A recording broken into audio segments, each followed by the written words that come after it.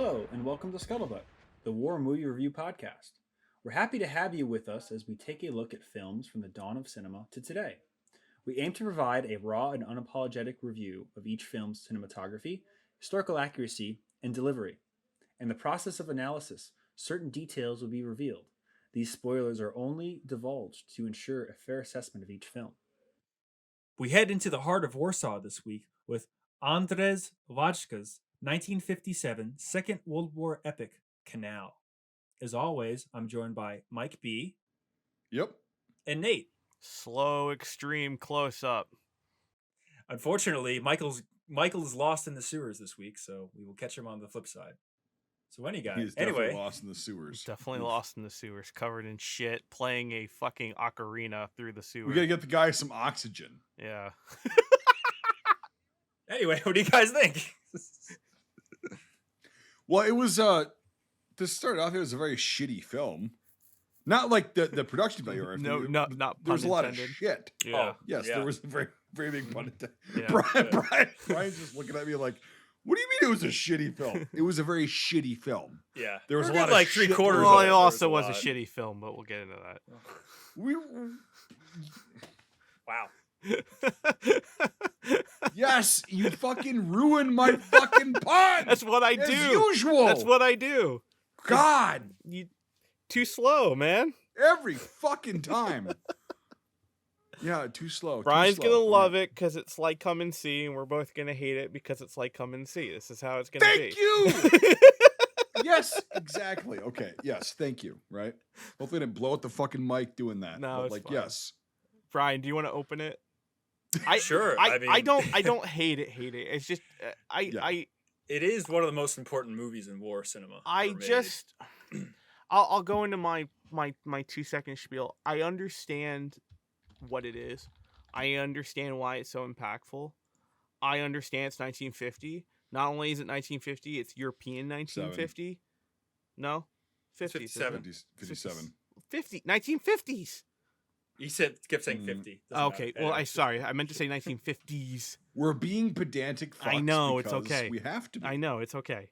But and you know, and it's obviously post-war, so there's all this stuff to it. I understand. I'm going to use Brian's word. It's a film not made for me, and not made for my generation, as he always says.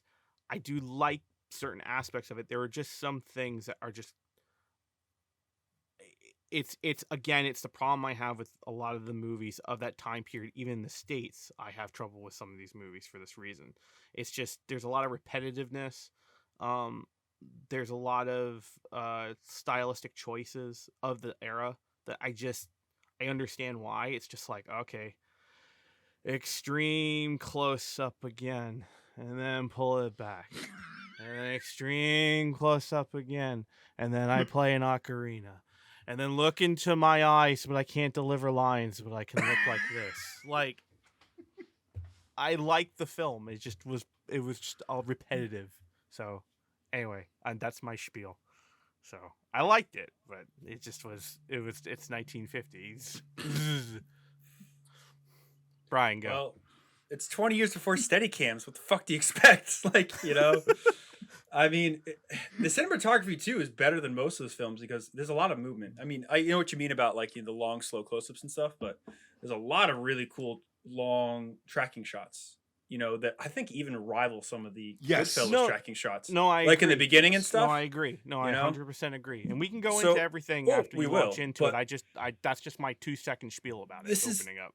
This is the second time I've seen this movie. The first time I saw it, I was about 12 or 15. And it was just around the time, we'd gotten Netflix, and it was dangerous because nobody cared what we got on Netflix. So I got Come and See when I was 11. And I was like, wow, this is cool, and it fucked me up. And then I saw this a little bit afterwards because I heard about, Warsaw, whatever film. And this is the second time I saw it in the last 15 years. So I remembered some things about it from the first time I saw it, but not a lot. And watching it again, I was like, wow, I'm glad I rewatched this. It's very, very good for what it does. Right. And especially when you realize it's coming out of the other side of the wall, or not really of the wall yet, but it's coming from communist Poland. And the uprising is a very, very, very fucked up story because the Yeah. Russians have a very big part to play in for why it failed. Stalin and everything. So it's interesting the movie got made in the first place. But no, we'll get into it and stuff. But it's a really amazing film for its time, and especially where it was made. And yeah, it's really fascinating, and it really starts off Polish cinema in a lot of ways. Like 57 is the beginning of this new renaissance of Polish films, and this is kind of the first block in that. So it's a really good movie. Yeah, I agree. It's like I can poke holes in it. Like here's the thing is like my opinion is between you and Nate's. I thought it was a really good film. It had a lot of issues and like a lot of things I was just like, Jesus Christ, let's just fucking go. But it also was shot very, very well. And it showed a part of because so people think the Warsaw uprising was just they were in Warsaw, it was an uprising, and then they were quashed immediately. No, that's not how it worked. And the Polish resistance members were actually, I think, shown probably the best in any film that I've seen in this film because it's like, yeah, these people like they sacrificed everything and they were like, well, like in Bob Dylan's words, we ain't got nothing, you got nothing to lose.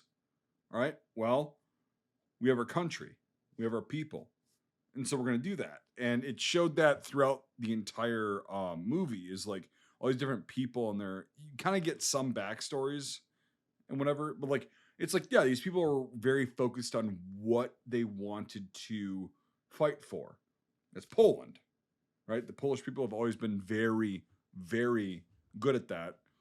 And but they were outside of Poland, or I'm sorry, outside of Warsaw at this point, and they were like, "Oh shit, we're getting our shit shoved in from an unwinnable situation, and so let's show how we go back to Warsaw." And yes, so that part was really cool. Um, there was a lot of like 50s tropes and shit, like the acting and like the shot, some of the shots and whatever. But overall, very cool, very interesting, and again, it's never touched upon in cinema. It's never touched upon. There is one other film about Warsaw. It's called Uprising 44. Came out a few years ago. We'll get to that. And it's very modern. It's huge, it's I've seen big, it. it's Yeah. epic. Yeah, Yep. there's Yep. like a scene in it It's where the Germans are marching into Warsaw singing Erica. And they yep. all get ambushed and it's like, these are not Yep. stupid Not people, good. you know? This was actually pretty from the very little research I've done on the Polish resistance fighters in World War II, this is probably the most accurate cinema portrayal of those people. So the guy that wrote it was the lieutenant in the movie. He led Okay. his company out of that suburb and he lost them all. And he wanted to write about it. And so he wrote a screenplay after the war about it. And it's literally his experiences inside the sewers. And I've done a bit of research into it and it's interesting, there's a really good museum in Warsaw that talks about the war and everything, Polish Army Museum and stuff. And they have a good section on the uprising because it's very interesting history. And this guy was saying everybody that went through the sewers has never told the full story of the sewers because of how horrible it was. Like you'll get like it's kind of like D-Day in a way. Like you'll get glimpses of like one or two things from someone, but you'll never get the full picture from that person. Like because it was such a fucking just you know You're basically dead. When you go in there, you're dead. well the uprising died in the sewers.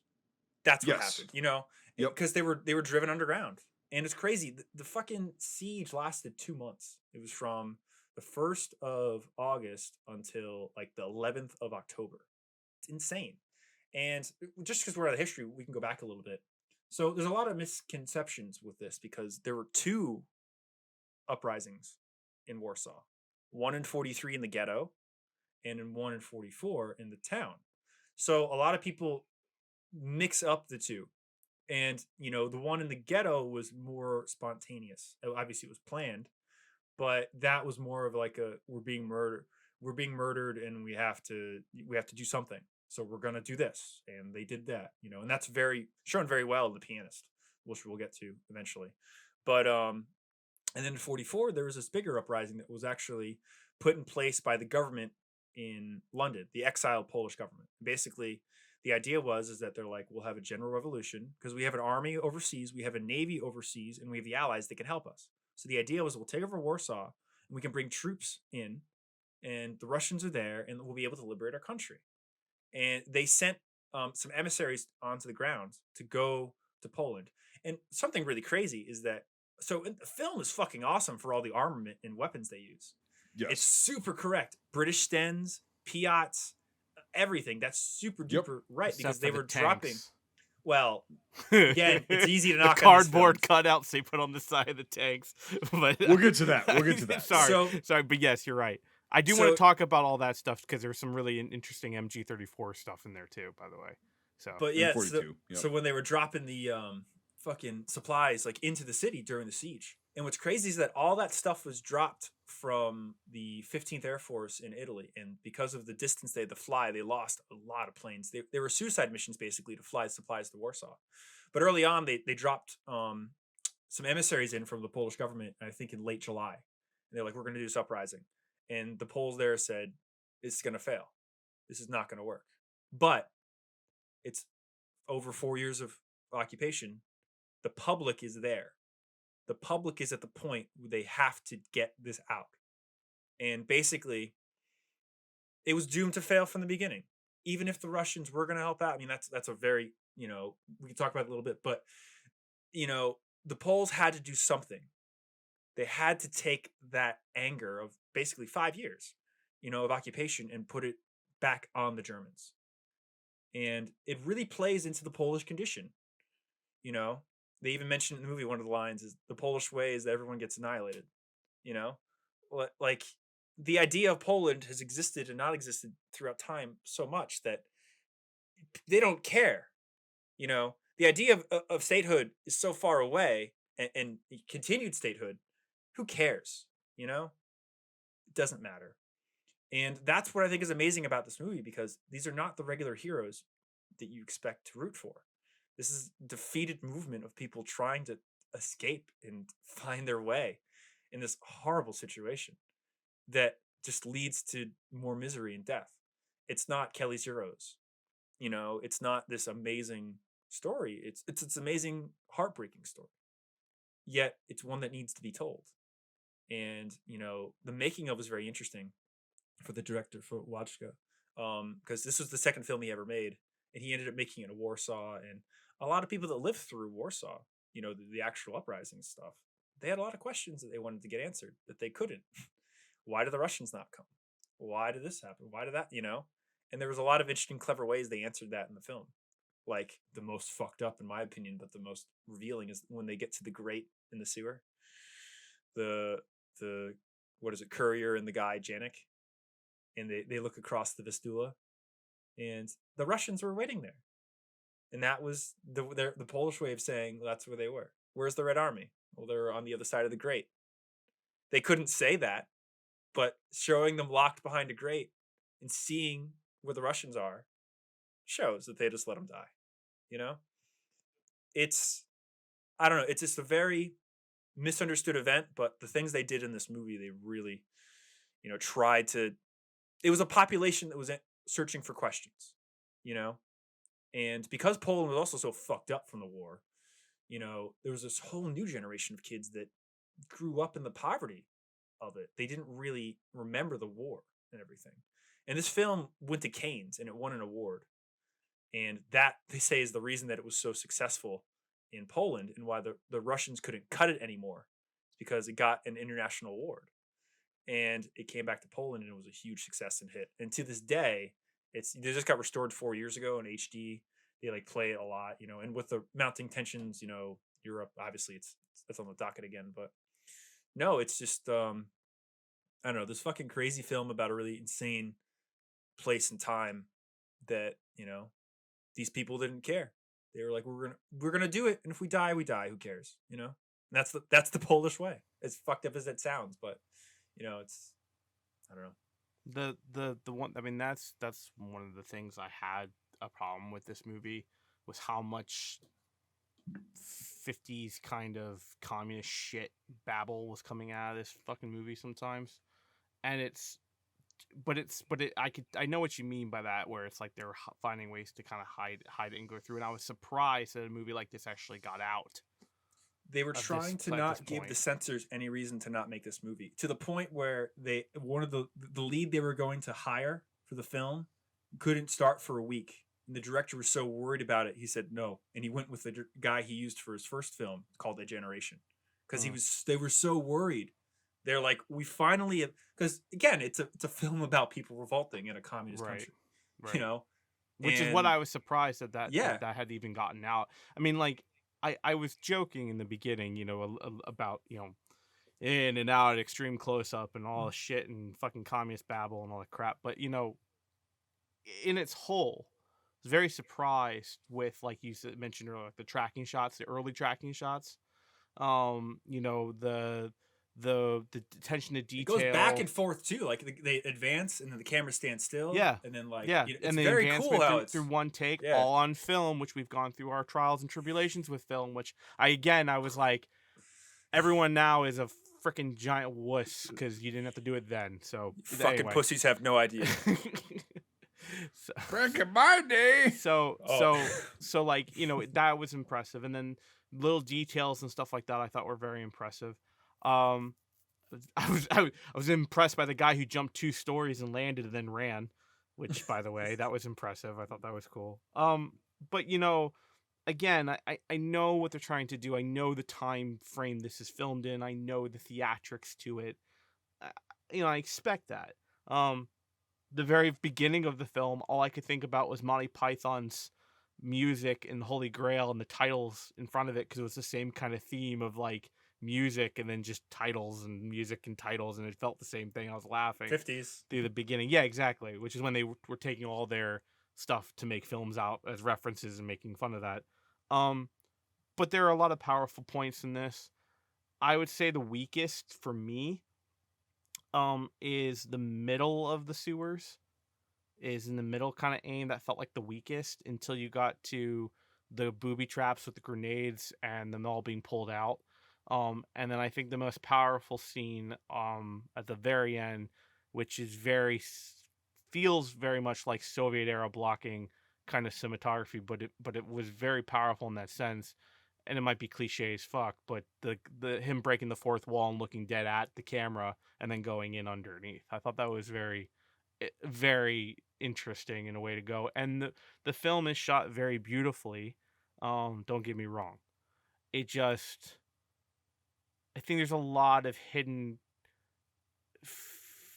again, I keep saying, communist babble, kind of slow, laborers and all stuff. You must be this, power. I don't know. I can't bring up the references off the top of my head, but it was just like for the 4th time in a row on the sewers. I'm like, okay, we get it. Fuck. Yep. But that's just me. And again, I think the whole sewer section is the weakest, but also at the end is the most powerful, obviously, for the obvious reasons. I know this was probably real. After listening to you, obviously it is. I knew that someone probably had gone through this, most likely. And I think it is a very powerful story that is not told often. Like we both, I think all of us have said. And I think it is a very good film for what it is. And then I think the last thing on my end was I really liked it. That was an interesting take. I don't think it's not doctrine, but it's very interesting to watch 2 guys carry the 34 from the front, and the other guy carries in the bottom, and they move together. I thought that was really 42. Cool. 42. Yeah, they carry a 42.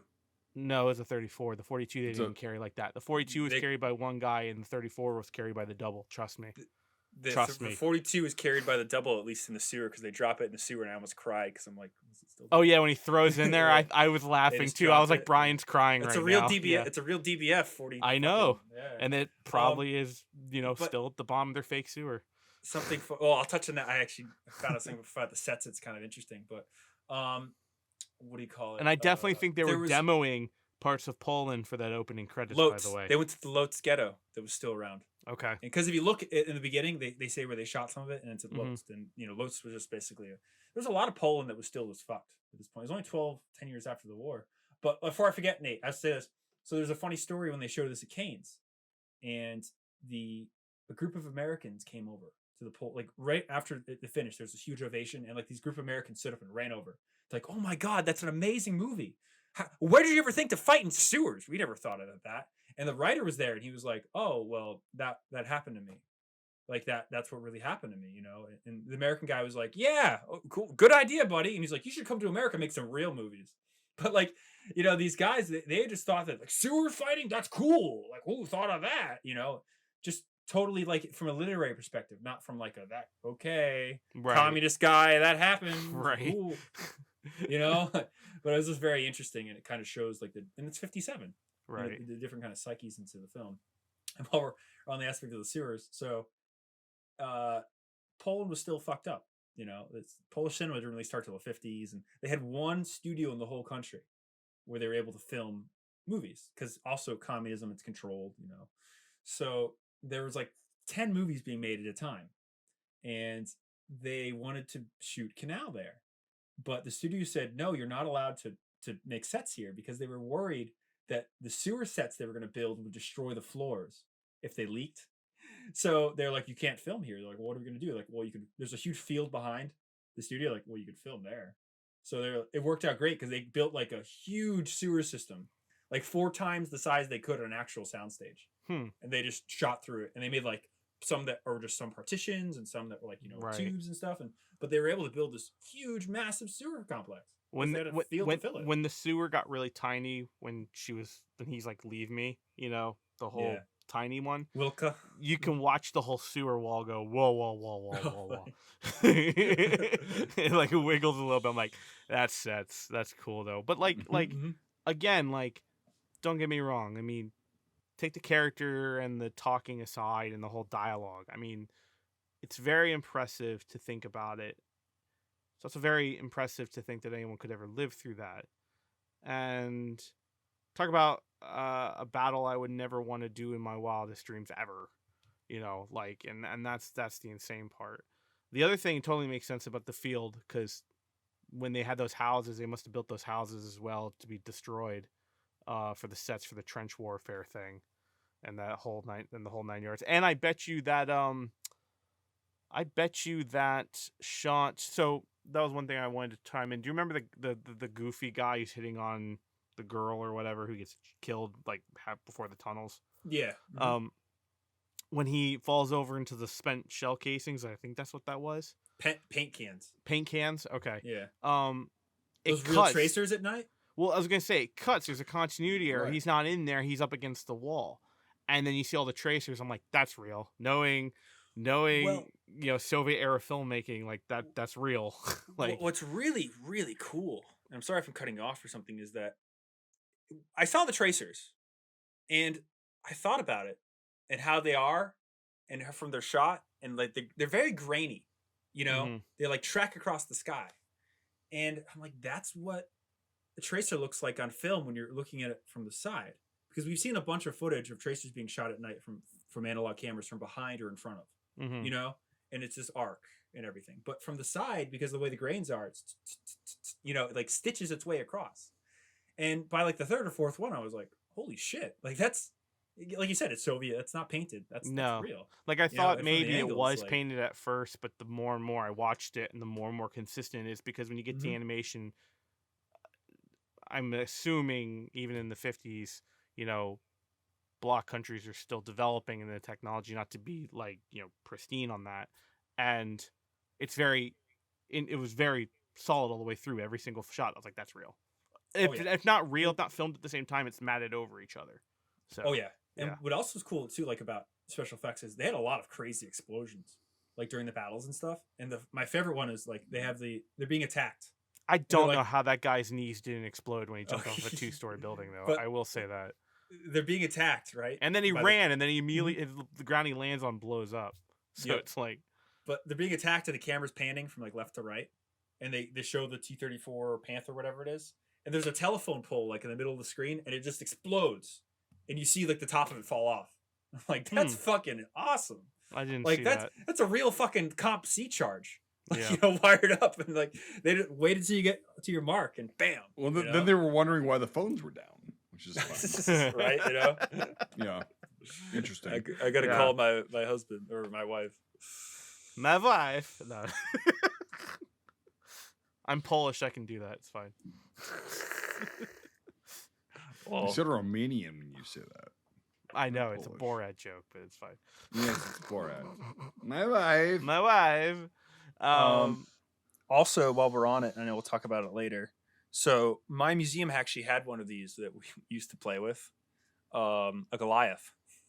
We put remote controls in it, and we used to drive it around. Did you It notice was the fishing wire in front of it as they were pulling it? Yes, I did. Yeah. But this is the only film I could think of that has Goliaths, and Goliaths were heavily 1944. used. 1944 has it. Oh, Tannenberg? No. 1944. Tannenberg? Tannenberg. The 1944 Tannenberg line. That's a movie. No. The one you mentioned before, the other Polish uprising. Oh, one. Warsaw 44 Yeah, or Uprising 40. Yeah, whatever. uprising, whatever it is. Oh, They okay. have that in there too, I think. Interesting. I've seen a clip of that where they're all on the thing and they're on like the 3-story layer building and they try to put an explosive tank tread anything in there. Yeah. I'll have to look at that again. But they were heavily used during the Warsaw because they would blow up buildings and stuff. You know, it was very common tactic. Because who fucking cares about it? It's not your country. It's not your city. It's not your friendly. It's just blow it up. You know. Yeah. But what's cool though is that there were two versions of Goliath, and they had both of them. And the very early one has looks really fucked up, and that's the one that he cuts the wire for. Mm-hmm. But it was very interesting. The crews were told to detonate the fucking tanks if they were getting attacked. But anyway, because you had to see them to be able to do it, and they only had like a 200-meter range. They had this like crazy cart you'd wheel them on. It was like a 20mm AA cart, and it would like lock onto the Goliath, and you'd walk around like, oh, there's a tank. And it was electric then, right? Yeah, it was remote controlled, 2 like 12-volt batteries. And it was kind of like you saw the cable. It was like yeah. This is a like I strange said, analogy, but it's kind of like a tomahawk because they have a cable too you control it with. Right. But obviously it's a remote control. Right. So I just that assumed was the cool to Polish see, were pulling you it. We're pulling it towards them with the fishing wire to make it move. Oh, Brian. yeah, says. no, Yeah, for sure. That's obviously what was happening to blow up their own buildings. Yes, that's how I get. There's a big reel in the basement, and there's 2 guys going like this. You know? Yeah.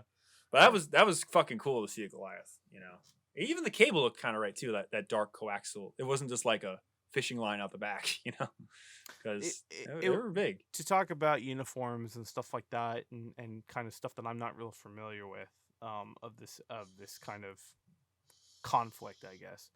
I mean, what did you guys think of the uniforms and all that kind of stuff and how they were dressing? I mean, obviously, partisan forces are going to grab whatever they can get. Don't get me wrong. And they were also wearing Polish caps and all that kind of stuff. But were the Germans or any of the stuff they had looking like, oh my god, what the hell is that? The SS guy at the end looked horrible, but that's because that's 1950s Army German. helmet. Yeah. He had he had a regular tunic, but with like silver shoulder boards. He did look a little off. I know what they're going for. Same, it's like yeah. If somebody lived through the war and then 12 years later had to make a German and didn't really have a lot of photos or stuff, and recall it off the memory, yeah. Yeah, some guys had silver on the top. Like from memory, whatever. That's an okay job. We've seen a lot worse. I feel like. I mean, yeah. Combat 4 years later is a million times worse than anything in this. Yeah, but that was also not in Europe. Yeah, but still no, the same like time frame. The silver shoulder boards and everything like that. So the guy was a Scharführer, right, which is like a corporal basically. He would have had whatever. Don't want to get into that. Like the silver that you saw was like a decorative, like kind of a parade dress. Silver that very very early SS units had. His tunic was completely fucked up. It was wrong. It was basically like a fucking civilian dress, basically, that they put SS, collar tabs on and everything. But and then he had an army helmet on. No, not gonna happen. With 2 decals, not gonna happen. which is fucked up because here's the thing: is like the Polish guys, their uniforms, or what you would call a uniform, a lot of like civilian dress shit, which is okay, not totally accurate, but like okay, I get it. They had a lot of SS smocks on, right? Which would have been accurate because there were SS personnel, there were Waffen SS personnel in Warsaw at that point. They could have killed them and then taken that and said, "Oh, this looks cool. It's camouflage. Great." Also, with the helmets they had, the Poles in this film, they completely rubbed off the decals and they put the Polish like dual color, the red and white, on their helmets, right? Either a stripe or on a decal like basis, right? Very accurate. Yeah. Very cool. Nice little touch. A lot of attention to detail. I felt like it's you can tell when that happens. You can tell who's got the detail and who doesn't. Is what I'm trying to say. And they definitely like with the combination of the German field gear, we'll just say, and the Polish resistance insignia, which was not official really, but like they would have the Bart or whoever else is listening to this that's from Poland, the eagle, the eagle, the Polish eagle that they still wear. Yeah. I forgot what it's. I've seen the Polish name for it. I just cannot, for the life of me remember. Either, yeah, I can't remember what it's called. Yeah, but so the captain or whatever, the lieutenant, he's wearing an SS M41 like field made. It looked like Plane Tree 1-2. Could be 3-4, but like it was an SS cap, and then he had the Polish insignia on it. Yeah. And there was also a guy wearing a .44 tunic. Now, that was cool. Yes, it was very cool because at this point, yes, they would have been able to get that because they would have killed somebody who was wearing that because it was a new uniform. And like, I think, so Brian, was that like March or April of 44? They started like issuing that? It's hard to say. I mean, right. It's very, yeah. P. Dot is a very strange camo to track, but what I can say is that it showed up in heavy numbers with the 9th and the 11th SS, or the 12th SS in Normandy. And then the 12th SS was really the first unit to get completely outfitted with Dot because they were all kids. And they go to Normandy. And then like from then on, as the units get rebuilt, they just... Well, and the 17th as well had that too. And it's like... 17th had a lot of smocks, actually. They had smocks and sniper veils. But they also had .44, like when they were in Normandy, because they were all these guys. What's funny is like, okay, little nerd fucking tangent here. When Normandy happened, there were not a lot of German units in that area. It was a colossal fuck up logistically, and so they're like, all right, you guys going to the Eastern Front? No, you're going here now. And they would get issued things like that. So the 17th had, they had smocks and everything. The 12th, again, they were a newer unit, but they were also still in Germany when, like, for the most part, when that happened, so they could easily get guys up there. And I think they were the regiments were reserved around Paris because they got to the coast on the evening of the 6th. The 12th. Some regiments, the 12th. They almost pushed the British back into the sea because for a very brief time, they split the link between Juno and Sword for like an hour. Right, but then they also retreated to Cannes. Well, after a few weeks, but no, a few days. Well, they were days. Well, they didn't take Cannes until late July, but they were at the Abbey. I know, but they were like they got fucked up initially, and they were like, oh shit, we don't have support, and they were an entire fucking brand new division. But they were so long story short, we're not getting into that, but like they were issued .44s. Yes, the new Drillich material. It was HPT, and then the 17th got a few of them. And so now that I'm actually saying that, I question the 17th was the first unit that fought the Americans. They rushed up from southern France, and they were also the unit that did the Sur-Glace-de-Mer massacre on the 8th. They ran into the Americans at Bloody Gulch in Carentan on the evening of the 12th into the 13th. And as far as I could tell, they had MP-44s and sniper veils and no .44 because there's no accounts of American soldiers that had fought SS troops at that time that talk about encountering Dot because it was an older unit. They had mostly smocks. Now, as you get replacement units that go into Normandy, though, like I said, that's when you have it really show up. But Okay, the 12th so- was the definitive first SS unit that showed up anywhere that had full Okay, dot. so with So- that being said, how would a Dot 44 tunic show up in Warsaw at this point in September of 44? Well, it's a 3-month campaign, so we have August, September, and October, and all the units that were funneled into there. So most of the units are coming from the west, straight from Germany, so they were refit. Nothing's coming from the east; only the Russians are coming from the east. So it depends. I mean, they threw everything into Warsaw. They threw Sturm Tigers into Warsaw. The only known footage of Sturm Tigers firing is from Warsaw. They threw the Derwanger Brigade into Warsaw, where they just raped and murdered their way through the city. You know, like they threw everything. They were on into the that east, though, motherfucker. correct? Well, they were at this point in time. Warsaw was the eastern front. The Russians were on the eastern side of the Vistula across the river, Yeah. and so this is the front line. So they threw the Derwanger Brigade into Warsaw. Oh yeah, and this they point. they massacred at least 60,000 people. They suggest they think.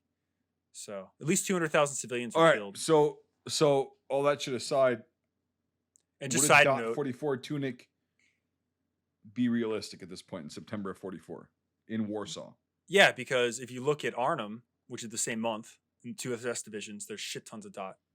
Because the Frundsberg and the 9th, the 12th and the 9th just got refitted after Normandy. So they were all like had tons of shit and they went that's September of 44.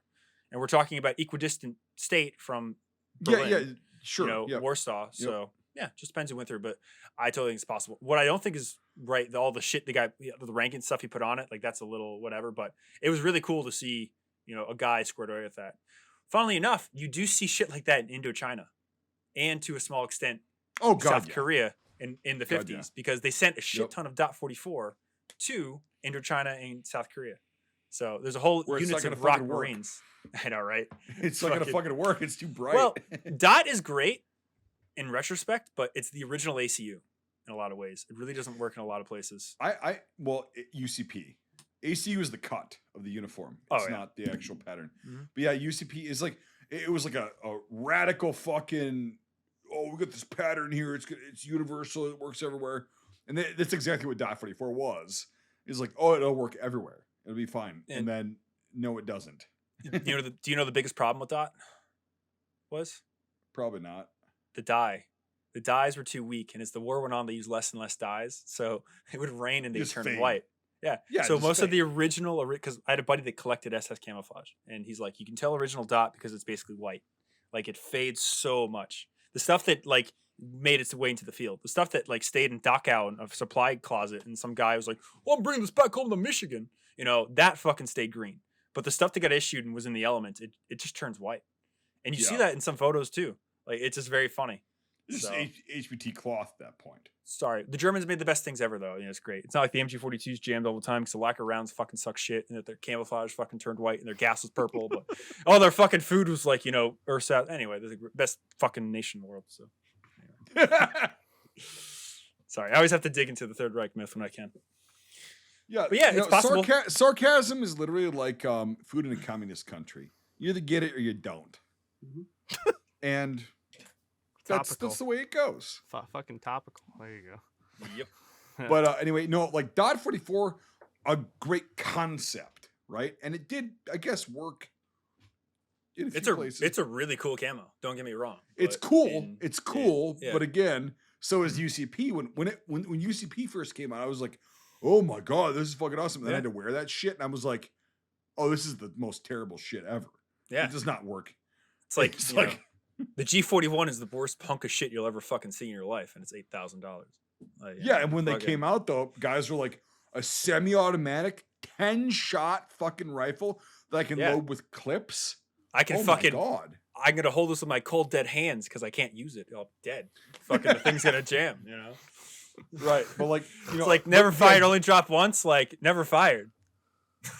There you go. Yeah. That's what we should do is start saying that about German weapons that were like the Yeah. experimental Well, ones.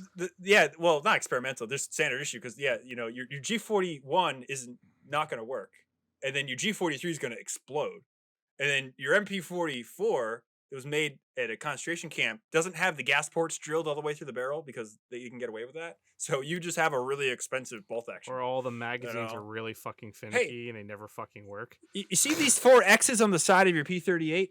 Well, that's all the times it failed the heat stamp or the heat treatment. But because we're out of slides, we lowered the standards. So you now have this gun that's good. Brian, send me your G41 and I'm gonna make a bunch of never fired only dropped once fucking videos, and I'm gonna explode the fucking internet with the Variboos. Oh yeah, I'm gonna fucking explode it. You have to have like an SS guy, like totally kitted out, like Curse in 1943, like ready to go, and then he raises it and the bolt goes through his fucking face. Like, you know, you've never heard Variboo? No, I love Really? that. That's an old saying. Oh, that's a very old. There's so many of them. Like It's pre-COVID. Pre-COVID. Yeah, it's an well, old saying. very brief. Yeah. Oh fucking, yeah, that's a long I time. think I've heard it like a long time ago, but but now, dude. now that So today I know made a all video about about chicken weeaboos, wire, it's like- right? And I was like, for one part of it, I put on a Yeah, fucking I SS watched cover. It, yeah. Okay. I was like, yeah, the Variboos are gonna fucking go ape shit because he's wearing a plate tree 3-4 pattern cover and he's wearing a fucking hair tunic. What the fuck? And it's like, well, it's for a video, man. I'm just trying to give you How an dare you example. appropriate German No, culture? but that's what they would do. Like, yeah, appropriate Germany. Yeah. I should really start appropriating World War II Germany. I should really start doing that. We were gonna do that fucking. We had that whole series where when you were gonna fucking like be at the range, fucking with a G41 and turn around the camera. This is what happens when you try to shoot a G41 in the winter. You know, like fucking. Well, no, I don't think it's gonna work. Like Van down by the river. No, it won't. I don't think it's gonna work. No, it won't. It won't. I think I think okay. I'll clean it. What, I will no, lube what you it do very is lightly. you take your bayonet and you hold it over your arm. Fucking, you know, You spear javelin. that. Javelin. It's a Yeah. javelin. Yeah. Oh, that's where they got the name for that thing. Exactly, That kills yeah. tanks in Ukraine. But Well, the problem was is oh, that shit. the G41 didn't work, so they made the G43 work a little bit too well. So you know, Yeah, it's a little bit too powerful. And Well, hey, it took- does it took- not like the ammo. the Garand. It took 5 years for them to realize that the gas trap system on the Garand was a piece of shit, and they got rid of it. And the Germans Yes. were 3/4 of the way along, but then you know the B-17 showed up. So whoop, there it goes. So they almost got there. Yeah. No, it's just Warsaw. Let's bring I want to trigger fucking Variboos. Warsaw. Big I'm time. reeling the World War II. Well, they didn't. They never found the Moss 40 prototype, so they didn't even. Let's pull it back. You're just gonna cut this all out anyway. No, I'm Yes, not. I do.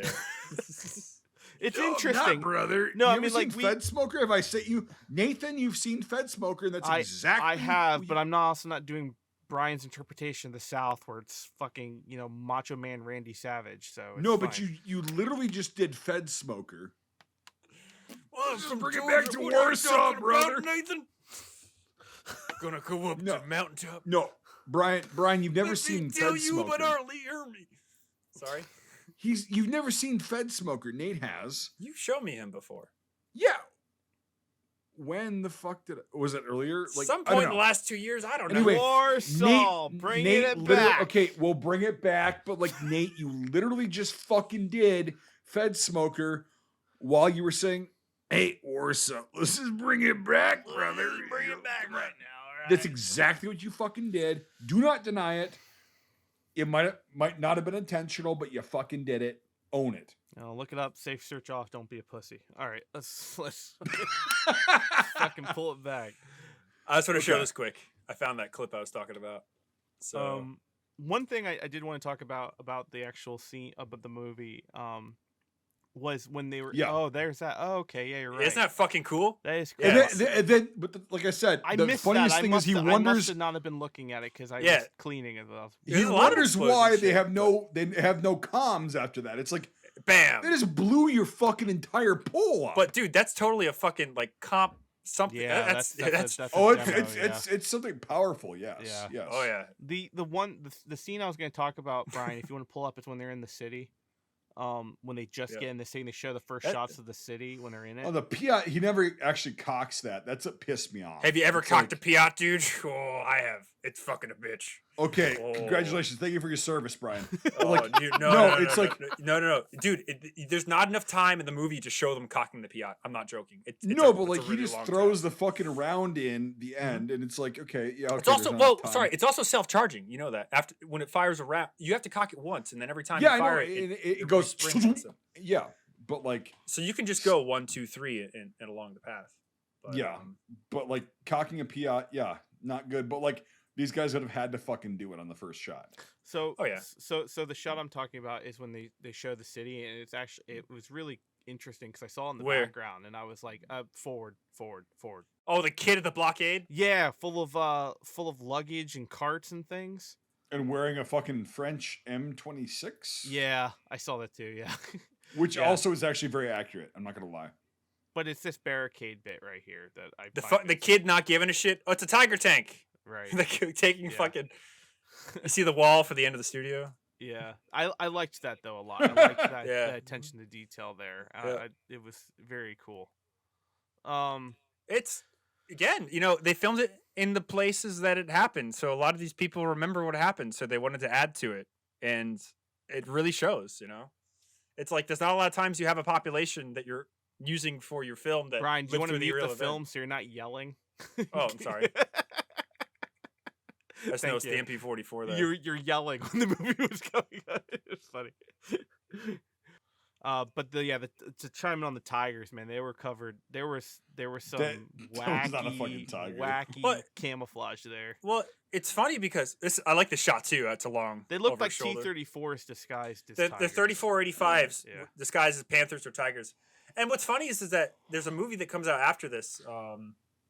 They Tank wouldn't have Brigade 80. from the They late wouldn't have 60s. 80. Wait, hold on. They wouldn't have 84s by the time this happens. Wouldn't it have been T-34? 85s. 85s came Yeah. out in early 44 Absolutely, they would have. I don't because know. they I had- don't know my tanking. My tank because stuff, they dude. had issues with the 76 millimeter gun not being able to penetrate German armor in Stalingrad in early 43. So Okay. they upgraded to an 85 millimeter that came out trust right you. after Kursk or before. I trust you. Yeah. After I know. Kursk, You're out of my the league. Soviets were like. You're out of my league. You're full. It's all over my head. After I get it. Kursk, the Soviets were like, "Oh shit." Right. I've been inside a 76 T-34 and an 85 T-34, and they're horrible tanks. I never want to go back inside them again. They're way too cramped, but they're amazing tanks. They're, Yeah. they're really They're are. terrible. That's the thing is like everybody was like bitching about the Sherman. It's like that has the best egress possibility. Oh, of Sherman's the any best tank of the fucking war. I don't give a shit Yeah. who the fuck you are. They're the best tank of the war. And it's like because you look at a Panther. Well, I it's don't like, know, Brian. The skin's awfully thin on a Sherman. yeah, go fucking get inside of one. Fucking. I've been inside of one. Not for Oh, me, yeah. but here's the thing: is like the fucking thing you can get out of it. Oh yeah, there's tons, of, especially the later ones. I They're just will made to say get out of. about this film, I was not expecting the sewers to be the rest of the film. I was not expecting Mhm. that. Yeah, Which I Well, can Kanal- understand. I can understand why. Canal means sewer in Polish. So. Oh, Say- okay. I thought There you go. the film was called Kanal. No, that's not kinky anal. That's a different thing. Oh, Well, you're talking about, no, I'm not going to go there. Nope. Don't you go there, Mike. No, I'm not going to add a giant long beep into here. Okay, don't do it. Don't do it. Behave yourself. And as far as I know, the sewers are the right proportions for the real sewers. Again, One guy just like, wanted to kill himself. like it. I can understand the psychology of everything for the rest of this film. Like, I know I was giving a shit in the beginning. I do applaud it for that. I just wish it wasn't fucking communist era. Because man, if Poland just wasn't behind the wall, it'd be really interesting. But I disagree with that to an extent because look at Warsaw or Uprising 44. And obviously it's a modern film, but it's still a Polish film. That's a generational problem. Like that's a As- theater. That's a filmmaking generational problem. As this is the exact same problem for its era. I mean, look, I'm not going to be biased here. If it was made in America, it would be just some patriotic fucking Polish like blah blah blah blah blah blah blah patriotic rah rah rah rah rah rah. Like I know it would do that. Like don't The get closest me wrong. thing I'm just that- saying. That an American film comes to this, like in a way, in the same time frame, is Hell's for Heroes with Steve McQueen. Because that's the only like not patriotic war film. It's like we're in the shit, and we have to get out of the shit, and there's 12 of us. So how are we gonna do this? Right. But love that movie. By the way, we have to do it. oh, we do. Soon. He's got 2 commando nets on. Fucking, it's great. And he bought his own half check for the movie too. That's a great one. The best movie for a grease gun as well. Besides the scenes in Hacksaw Ridge, there's some really good grease gun scenes in that. But Oh, Steve don't let McQueen- Michael hear you say that. Jesus. Hey man, listen. You know, the broken clock's right twice a day. He's gonna Yeah, fly through the definitely- ether. Well, this if he chick- was here, he could defend it. This Hacksaw chick Ridge is Daisy, the though- greatest movie ever made. You're not here to say no, Michael. Made by our Lord and Savior, Savior Mel Gibson. Okay, his name should not be tarnished. No, it's, Anyway, go it's ahead. crazy. You know? She's even with the septic filled shit like this, yes, which was dumb. I did think Still a 9 out of 10. Still a 9. Solid 9. Brian, they showed the watch and I laughed because I have 2 of them. Oh, really? Of the yeah, Oh, of the that's funny. same dial and everything. Brian, yes. Yes, Brian. I 2 have my fucking watch. watches. Yes. Look at my Polish watches. Yes. No, I saw that and I laughed because there's 2 of them on my desk behind there. So I was like, I'm trying to repair them because one of them works and one of them doesn't keep time well. So I thought that was cool. Kind of like you in a nutshell, but hey. Well, no shit.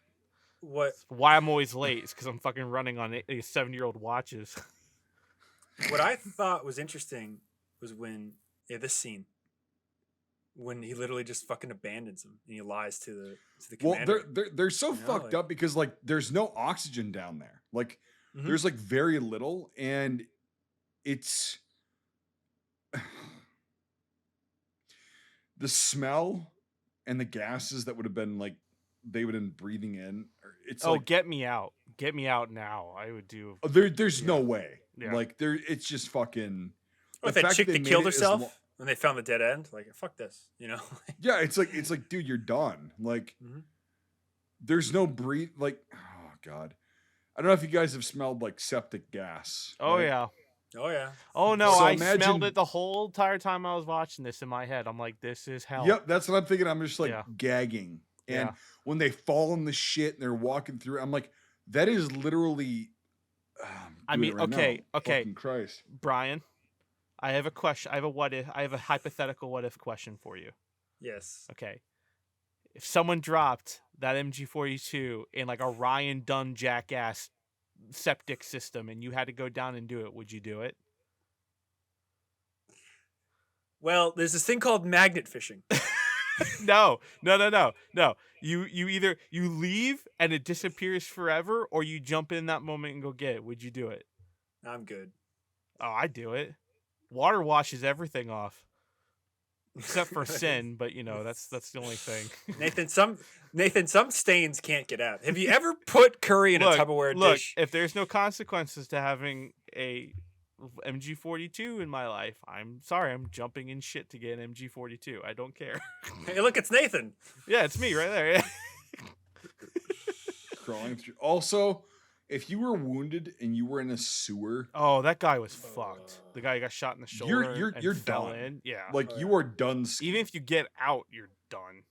Oh, you're fucking. The infection is going to be so insane, and it's like, yeah, the amount of literal shit that they had to crawl through and everything. It's like, yeah, it's over, bud. Now It's I know fine. where fucking Shawstank stole its goddamn fucking plot line. I mean, That's why his real name was Sikorsky beforehand. We changed it to fucking Dufresne. No. Oof. I mean, again, random cliche things aside, this is a very powerful film, and I do think it is very much worth the time to watch it at least once. Like, look, I've watched a lot of terrible Eastern Bloc movies in film school.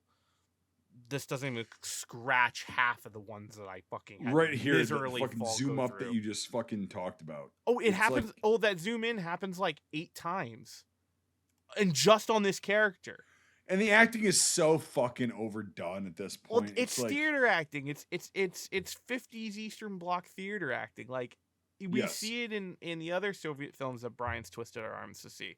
I mean, like again, again, like the face. Yep. I appreciate what goes into this 110%. Don't get me wrong.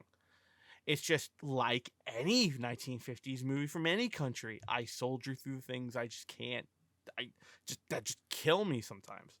And Also, it's I just, did like the fact that they had steam coming off of the fucking sewage right here, right? And because, dude, there's a chemical reaction going on. There's a decomposition process going on, and sewage is very hot. And I can't even imagine like just fucking my feet or like smelling that, like going through that. Because again, these are the sewers. even It's if you there's didn't have gas in, I feel like you'd have a lack of oxygen, especially if stuff's not moving for a long time. You know, you Well, seem no, to that's know what I a mean, lot there's, like, about yeah. sewers, Mike. You know, did you go through the sewers with Charlie? It's Always Sunny. I did think about that. I feel like shit saying that because it's a very powerful movie and stuff. When the fucking he goes, the one where he's like, "Live day of my life, D." They go into the sewers and they take their clothes off, hold them above their heads. Yeah, you're gonna have dry clothes after the sewage just weighs over you. You know, fucking. No, I Oh, think yeah. they nailed down the fake sewage really well in sets. It's and so everything, gross. and It's fucking like absolutely. It seems And to there get were- worse and the as the fact- movie goes on, and more the chunkier. And the fact, yes, I agree with that. As they cross certain barriers of like Yeah, moving. The thing is that with it, thank God it's black and white, because then they don't have to worry about color. Because this could just be like vegetable matter they're throwing in there, and stuff like that to Yeah, make it look well- like So- that. so No, funny. there goes the 42. Funny side note: when they filmed the movie Paris is Burning in the 1960s, they shot it in black and white, and it's about the liberation of Paris. Mm-hmm. Well, there was a big problem because they filmed it in Paris, and they filmed it at the original locations, so the Germans were in Paris. And there's a scene where they're going to the German headquarters in Paris, the original building, and it's tons of German banners with swastikas, right? Tons of them, right? And in the Mike's movie, they look Mike's face. great. But long story short, in reality, they were all green because they would not allow them to have red bannered swastika flags because of the war and everything. So for production, they made them green with whites, with the Hakenkreuz and everything. So they looked the same in black and white. So it's funny the things that you can do, because of whatever reason, Right. to use black and white to your advantage. Because that just looks like, this is them like. You ever like waste- get buried in like dirt up to your waist? Yeah, and that it's just actually looks sewage? like someone cut a bunch of potatoes and put in some water there. No, quicksand. that looks like shit. It's like it's like the garbage pit from fucking Star Wars. That's they're Yes, literally it's the foam. It's foam. It's like little okay. Whatever the fuck it is, it's still shit. When my These dad guys had was to- like 8 or 9, he was playing his Look, yard. Mike, you're and like he half stepped- almost gagging here, so it makes me He feel stepped- Yeah, I am, dude. Nathan, wait, let sewage me is finish. Fucking I want Mike to. My father was playing in his yard. He was like 10 years old, and he was running around having fun, and he stepped on Look, the he's lid gonna to eat the it. septic tank, and it cracked, and he fell into it. And my father had to get taken out of the septic tank. And he says to this day that the most disgusting thing ever was that when he walked away, his shoes squish, squish, squish, or all the diarrhea coming out. So, yeah. There's your gag reflex. For I don't everyone give a listening. fuck if that's foam. I don't give a fuck what it is. It's black and white. It's It's shit. a hot shit on burrito day. That's for damn sure. All the smoke coming off of matches.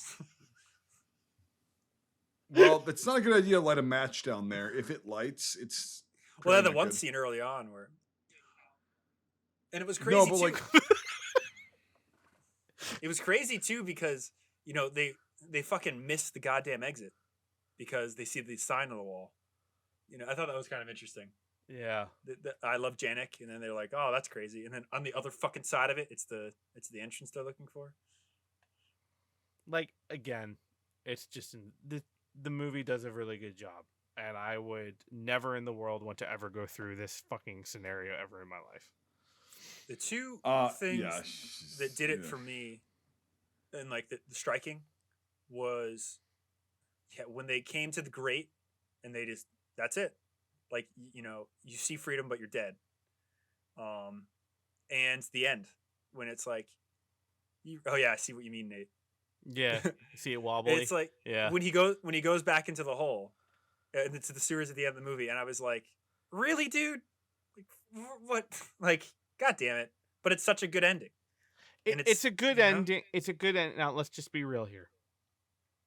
I wasn't a Shit. man. I don't know. Damn no, he didn't go back in there. But if you look at it poetically and symbolically, it makes sense. And an ending for a film, 100%. Poetische. There's no Nicht wahr? huh? It's just a little line. Oh, okay. Means poetic, isn't it? Definitely though, like she's a solid 9. Like that would have kept me going if I was in his situation. I would have like without her, I would have fallen out a long time ago and just rotted in the fucking sewers. Well, what's nice though is that she's not just a piece of ass. She's actually a good actor or actress, or whatever. Right, you and say. Right. You know, actor, are you fucking sexist? I mean, come on. Good God. Today it's a lot. Actress is sexist today, but Oh, is it? No, so yeah, we're changing fucking things Pied every other day. Piper's coming Yeah. back. that's the thing for the last 10 years. Yeah, The Pied Piper, yes. I do like his line though when he goes crazy. He was like, "You will never hear it. You're too dumb to hear it," and like walks away. It's like, I did like the Dante line and like the whole thing, like the like Yeah, the yeah. He cards saw and Yeah. shit, people like, covered yeah. in filth. Yeah. It's like, Oh, it's yeah, not- Dante's Inferno. who you're I'm- quoting? Not me. You know, it's Dante. Right. Oh, Nate, Slabside MP40. Yeah, I saw. We'll probably see it in the IMDb, but that was Yeah. pretty cool. Yeah, there were a lot of cool fucking dream guns. And then the scene too where they kill the German soldier earlier on, and they hit him with a rock. That was Yeah, pretty yeah. Oh, that interesting. was pretty gross. Like that Well, they was use like clay. unexpected. They use like clay or something when they do it. Because Yeah, the way they it had to spatters on because his like face. it got worse each time. They hit him with a rock. And I'm Yeah. like, oh, that looks way too real. Oh shit, that is a slab side. Fuck. Yep. That's There's a a sexy lot of- fucking gun. Oh yeah, that was a lot of fucking cool guns in this. Yeah, there really were. I saw a Raid'em too. That was pretty dope. Yeah, there's Yeah, a of Raid'em. course. Yeah, yeah. The V's 35. Yep. I saw a Duo. It's a gun I'm trying to buy.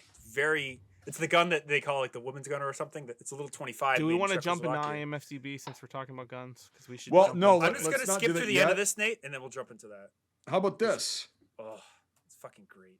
A little bit of a V's 35. That's nice. Little bit. Nice.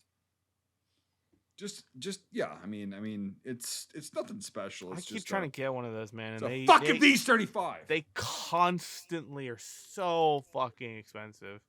Dude, that thing is like in 2020. I was sick as fuck, and I was like, you know what? I don't give a shit. I'll bid $1,200 on this bitch. Brian, why don't you get to the scene you want to get? But go, Mike, go ahead. I'm just But skipping. yeah. Anyway, I was like, I'll bid $1,200 on this bitch. I probably won't get it. It came. I won it. It's got a fucking holster. It's a wartime production, of course. But like, I'm like, cool. I have an example now. I've never shot the fucking thing. What'd you pay for it? That much? 12 with fees and everything. It was like $1,350. Wow. I mean, I believe it. I mean, I'm not saying wow isn't like No, judging you, but I'm it was just- like it was yeah. like I just want one, and then yeah. Oh, I have yeah, the I have a ending scene. gun nerd question to ask you real quick. A what? A gun nerd question to ask you. Okay, Danish Crag. What did you pay for yours? in 1889. Yeah. What I paid for mine is not accurate for the market. Just notice we're the gonna- German fucking. You're gonna graffiti in the pay. back. Psst, Yeah. That's Just- very cool. I love that. Yeah. Yes. Well, hold on. Just pause that right there. Really quick. The Danish Craig. Now you're looking at about $1,200.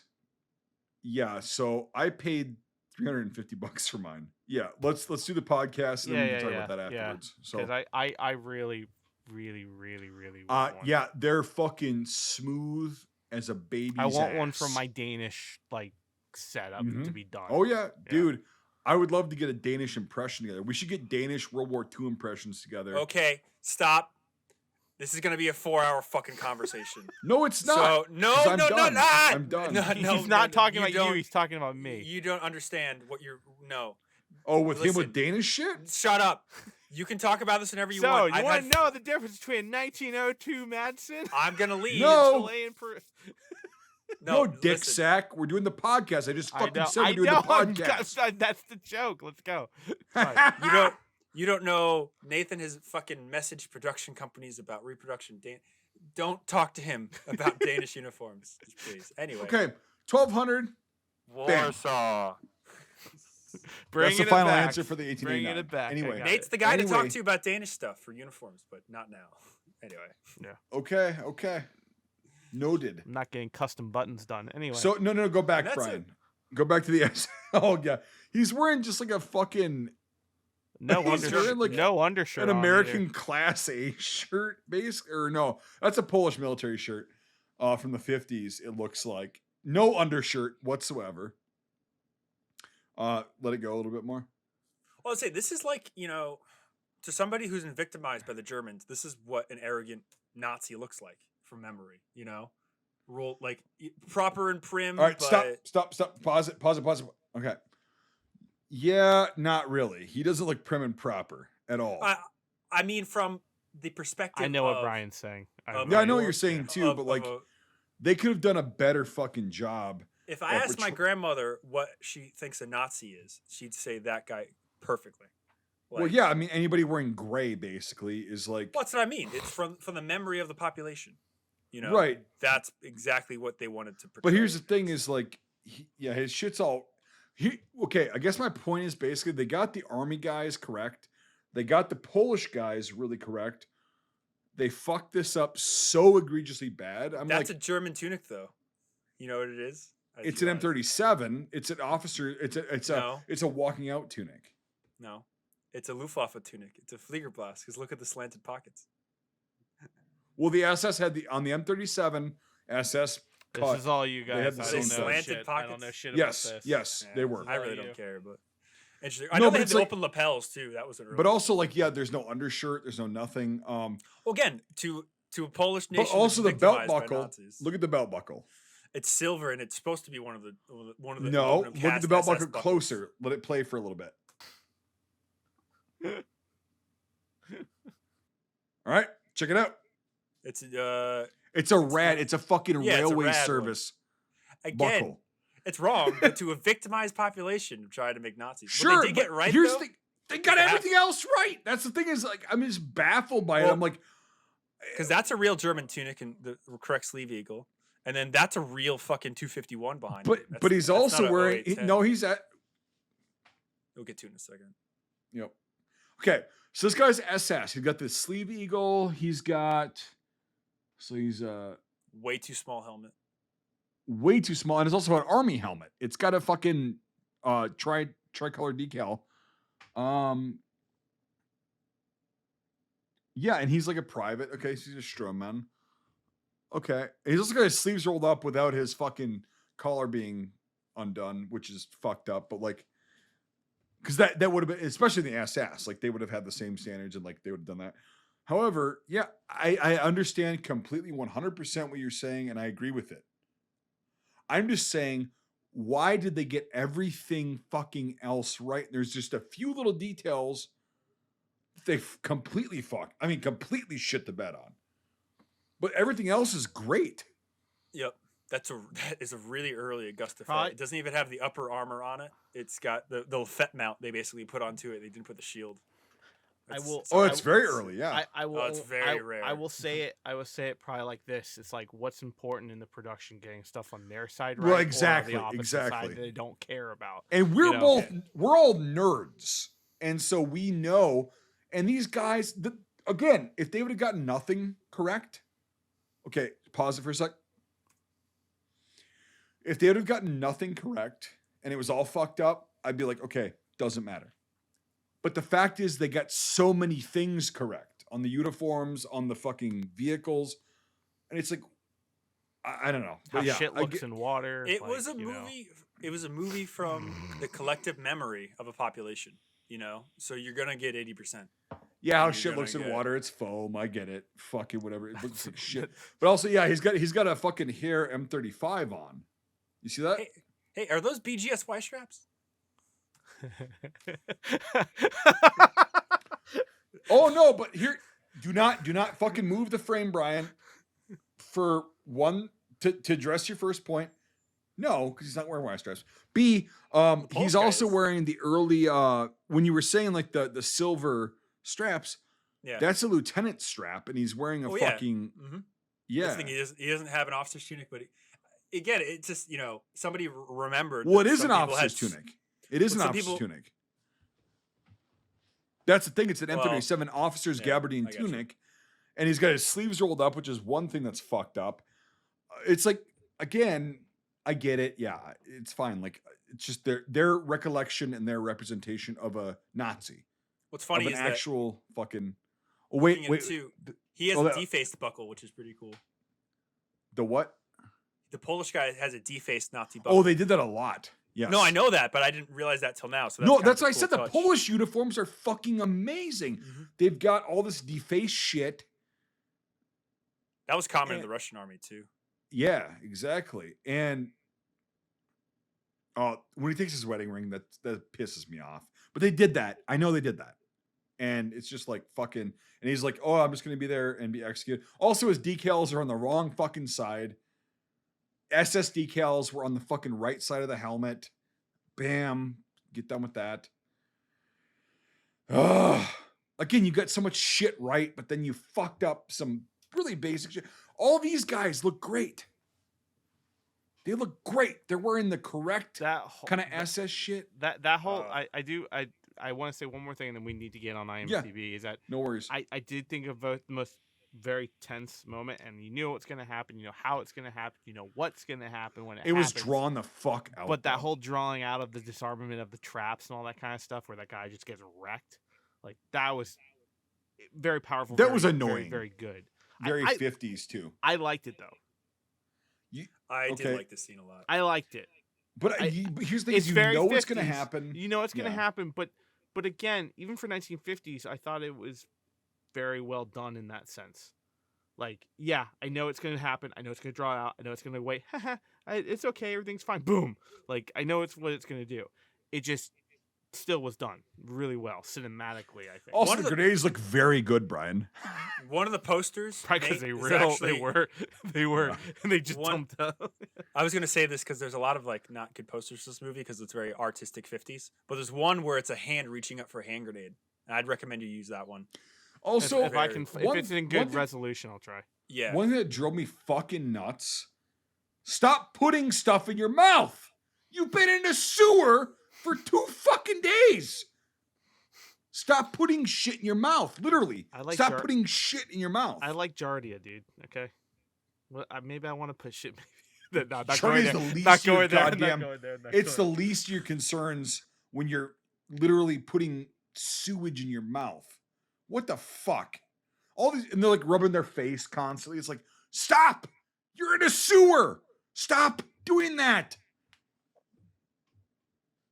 It's so fucking. Private bad. Birch refuses to do his duty because he doesn't want to put shit in his mouth, deactivating the grenade. Okay. Fucking. and then it pulls out the fuse. Yeah. Ugh. There would be smoke, realistically, but like, yes, I get it. That's good. All right, let's go to IMFDB. Let me pull that up. All right, let's do that. Say, son, taking a hell of a long time. Waiting on you. No, you weren't. I was. Fuck stick. No, you really? I had 'Cause everything waiting. It just and- popped and- up. It just I- popped up. I know. I'm saying I was all set and I hit the okay and it took that long to get Okay, all right, Fine. penis. All right, waiting on fine. you. Don't worry, Mike. Alright. Just waiting on you. Yep, no worries. It's just my world. You're just living in it. So, Kanal. All right. Is it real? Brian, how's it pronounced? It's Jesus Christ. It's a fucking Kanal. joke. Thank you. It's not a dick. Don't take it so hard, Nate. God. All right. Okay. So. On the Oh. POA. What's this? Luga. I've Luga. never seen this one before. It's a No, Luga. not Black Widow grips or whatever the fuck the boomers Yeah. for. Yeah, the 45 grips. Oh, Yeah. God. Yeah, the The Beast Radar. 35. I never shot it. I should soon. They're What's it, fun. what does it shoot? A 32 or 9? No, it's a 9. It's a Okay. 9 by 19. It's Yep. a 9. They even call it like she asked for Luger in the film, Mhm. and she's like, "You don't need a parabellum because Yeah, back exactly. then a parabellum is Yeah. a large frame pistol." So- Okay. She get I think that's a duo. I disagree, but a duo looks the same. I don't know. It looked like an Astra or a baby Colt. I wasn't too sure. Look up what a Czech duo is, and you'll be like, it's probably a Czech duo. Czech Do it. duo. Do it now, Nathan. CZ's, Hold on. yeah.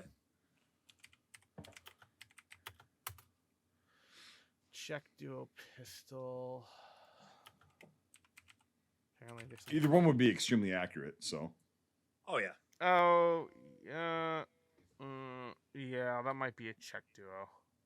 Yeah, because it's a Nazi But- occupation gun. Yeah. But the Astra, they loved their fucking Oh yeah. shitty They love those little safeties. 25s. Yeah, they loved like the fucking shitty safeties on the side too, like that on the picture.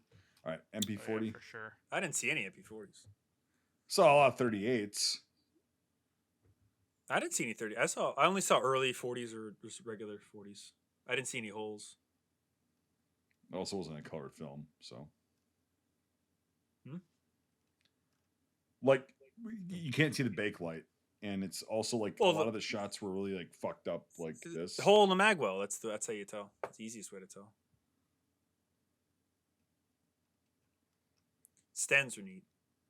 Again, totally correct. I wonder if Very- they got Brens or anything else. Probably not, because like they'd have to feed them, and it's like The standard, because they were dropping the standard resistance loads, which is like a whatever, but they had like 5 Stens and 1 Bren in each canister. Like, yeah, but it's a matter how of it feeding the should've been. brand. It's like 303 is heavier, and it's like fucking in one And engagement you and go nothing through all else the shoots shit. 303 locally German wise. So no, it's but I'm Right. saying that I just wonder if they were dropped in. I don't know about being used, but Yeah. I mean, it just makes sense. I'm pretty sure Brens were, but in the PPSH 41, They also made their own Stens, the really cool ones. yeah, the Stenzer. It's a fucking great submachine gun. It really is. Like I've The shot Polish- a live one, like a class 3. Mhm. They're so simple and they're fucking easy to make. They designed them in like 5 weeks. It's pretty insane. But the Polish Sten, it's like a fusion between MP40 and a Sten. They made them in the city during the siege. You guys know about those? Oh, No. yeah. They have a name. I can't remember what they're called. Yeah, I'll send a photo of one in the chat. But they're pretty fucking cool. It starts with a Z, doesn't it? Yeah, well, like all the other Polish stuff does. Yeah. Well, W. Sure. Well, That's- okay. yeah. Probably yes. I'm just saying. Like I can't remember. It's gonna be a W something. It's a 'Cause that means- Slavic. Yeah. It's a Slav name. It's fine. Sure means model. I just sent it in Cat Killer. Yeah, they had All right, they had Papa versions Shaw. that they had versions that had like fixed stocks and not fixed stocks. And It'd It be was tough only- to get toke ammo. Yeah, as well, and it was only in yeah. it for like one shot. I noticed it though. yeah, they're like kitting up or something. Yeah. I'm surprised they didn't have any like WZ-29s or anything like that. They K98s, Yeah. which is it's very I get it. It's like very accurate to have K98s, but like just give us some WZ-29 porn. Well, a lot of WZs were converted into Candy 8s, 660 code and everything. Mm,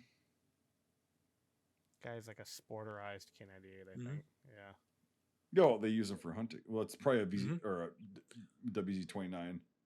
Yeah. It's probably a WZ-29 that got FN Mauser. Interesting. the MLE 24. Oh, that's not a 24 though. That's a fucking Looks like Candy 8.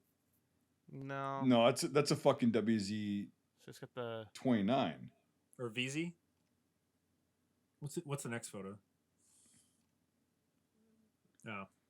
What I thought was interesting is that because again, this is filmed in the 50s in Poland. You know, it's not like they imported guns from other places. All the guns No. that they used were Yeah. there. So those Stens were probably there when they got dropped into the country in the Second World War. Oh You yeah. know, like with all the other, like that's a real resistance relic that they're using as a prop a decade after the fact. Like, Or somebody just found it in Yeah. their fucking house and they were like, "Ooh, But- we run a prop but- department, so what I'm saying is that there's no way that they asked Britain for, hey, we're making a film about the Kanal, no, you know, it's in about country Warsaw. already. All this stuff. yeah, it's like- yeah. Yeah, it's just crazy to think what they could put their hands on in '57 to put into the movie. this would also be a bitch to get ammo for, like in this situation, like because it was it's a bitch for the Germans to get ammo for it. It's Well, like I think the German is the one who had it. Yeah.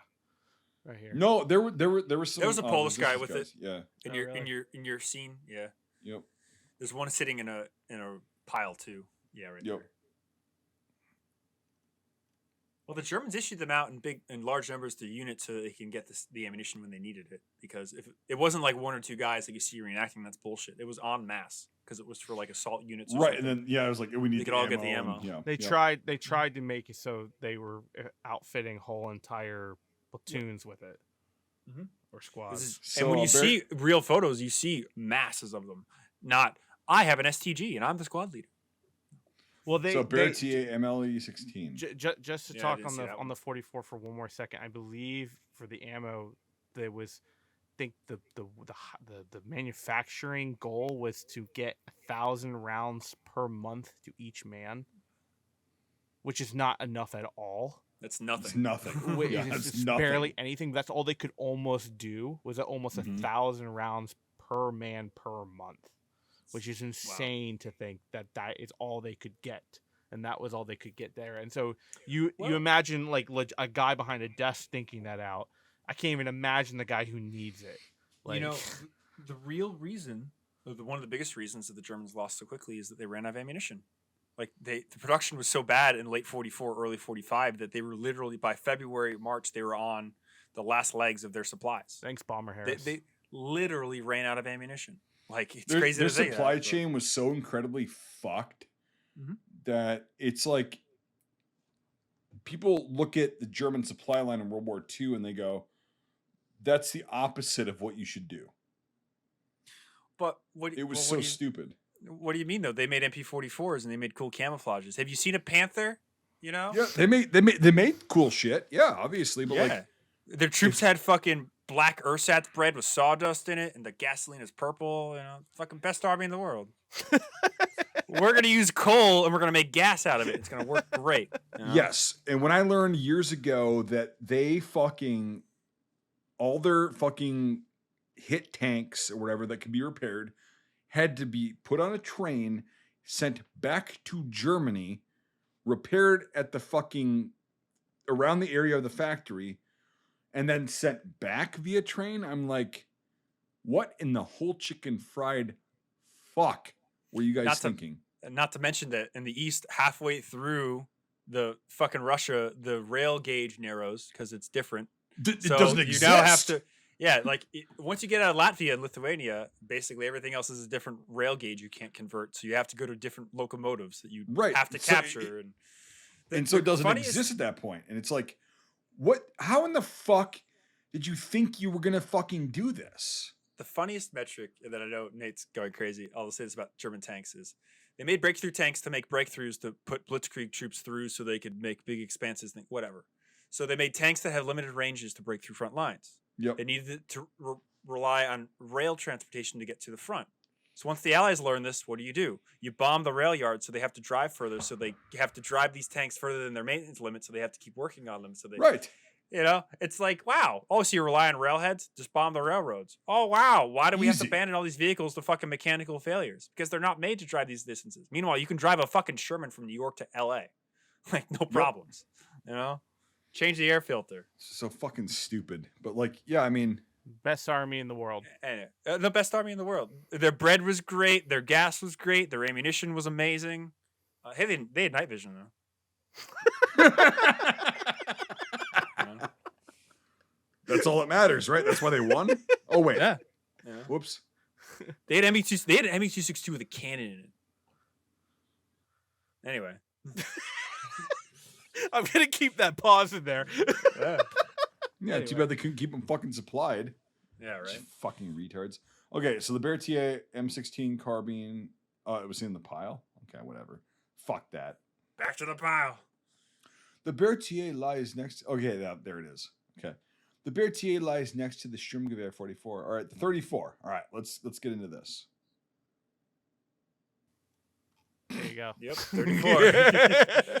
Yeah, Nate's like 34 stuff, and then nothing. Right, well, they Brian don't and I have were any like, it's a they don't have 42. any pictures on IMFDB that we're showing right now about it. If you want to talk about it, I can pull up the film. We can go step by step, frame by frame about all the little intricate what did- things, or we what? can move the fuck on. Did you see a bunch of like early 4-holers and No, things like it's that? it's all normal stamp Yeah. tops, 3-hole patterns. I was looking for little hidden things. I didn't see much. There's no Lafettes. There's no nothing. It's all bipods. It's normal stuff. Good deal of 34. No drums. It's all wounded belts by hand and all that kind of stuff. Mhm. Huh? Something what? You said something. I said good deal of 34s though. It was nice. Yeah, to see yeah, no, it was Yeah, cool to exactly, see both of them. I was seeing because it's rare unless you're in the 50s or the 60s to see 42s and 34s. A lot of the Yeah. time, once you hit the Mhm. 70s, you see nothing but 42s because Mhm. Yep. the movie industry's like, why we want the slower fucking LMG? Let's do And it's fast funny- Slower, more reliable fucking Yeah. gun. Yeah. The rate of fire for the 34 or the 42, this is fucked up. It's way too slow. Oh, So they probably way. it's not an MG3, so they probably have the buffer inside of it, which is a late war That or German it's the thing. Well, it 40 sounded, or it that sounded is like a the 40 34. It's the or it's the 4957 or the 4959, whatever that fucking weird in between model is. The 49. Oh shit! It's like a 4952. There's some slash MG42 model that's after. That's not that's like the in between the MG3 or the MG53 and the. But it's we're like in a Poland now. 4950 something. No, I know that, but by 57 the 1950 stuff is in there. Yeah, but they didn't. The Polish they didn't adopt the West did, but the East didn't. That's what I'm saying. I know, but you can still get. I don't know. Probably there is the buffer in the 42. That probably is an original 42. It's just been toned down because they don't want the shit Yeah, to well, explode. I'm just they- saying there's also the 49, 52, 56 or whatever the fuck that model number is. Yeah, I just don't see that they get it in Poland, but they had the Well, harmonizer. the Yugoslavians had that, and they weren't part of. Mm. They had the MG53. Yep, no, but the Um, Yugoslavians had the 49, whatever the fuck it is. It's in my books over there. I'm not gonna pull out Also, the book this time. Yugoslavia was not technically Eastern Bloc, though. No, but it's not Western. All nations we can either. agree on is that they had a very interesting rate of fire, and it could be It sounded like a harmonizer, it could be 34. something else. It sounded like a It sounded 34. more like it had definitely a cyclic rate of a 34 because it was a Yep. 42. Or what they did was they put kinks in the belt, because I did see that they had a scene where they were loading ammunition, and that's a Which thing was you can do. actually really fucking cool. Yeah.